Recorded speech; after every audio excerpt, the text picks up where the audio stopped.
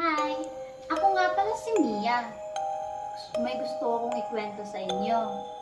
Alam nyo, hanggang ngayon, hindi ko pa rin makakalimutan. Noon kasi, may best friend ako.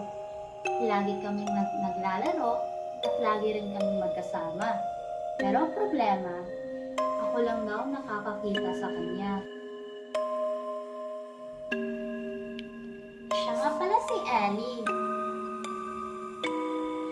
Akala ko normal lang iyon. Lagi ko kasi siyang kasama sa bahay at sa tuwing mag-isa lang ako. Ellie, dito ka nga. Alam mo ba, mahilig siyang magpatawa. Minsan nga, kinakausap ko siya habang kumakain. Tsaka nagtataka yung nanay ko kung sino yung kausap ko. Alam niyo, habang lumalaki ako, mas lalo kami naging close. Dahil kapag umiiyak ako dahil sa school, siya yung nandyan para sa atin. At saka sinasabihan niya ako ng, okay lang yan. Siya lang kasi ang nakikinig sa akin noon. Basically, sila mama at papa. At wala rin ako gaanong kaibigan. Hanggang sa isang gabi, bigla akong nagising sa sarili ko.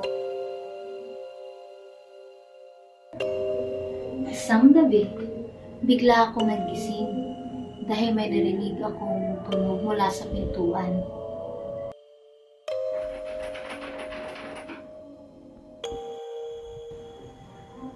Pagbukas ko ng mata, nakita ko si Ellie na nakatayo lang sa gilid ng pintuan.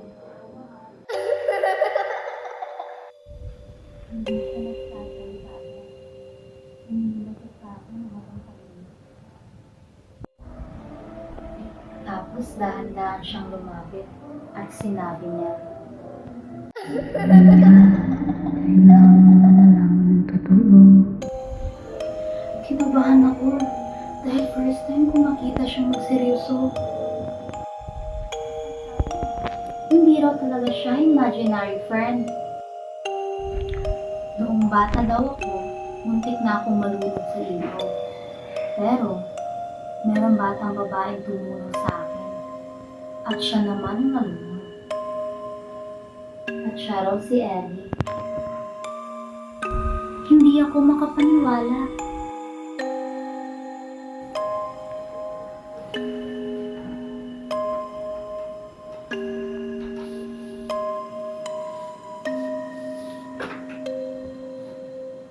Kaya kinabukasan, tinanong ko si mama tungkol dito. At doon ko nalaman ang totoo. Kinagabihan, ilang beses ko siyang nakita. Salamat ha, hindi mo ko kinalimutan.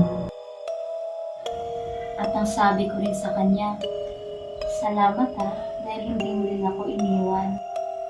At pagkatapos nun, bigla na lang siyang nawala.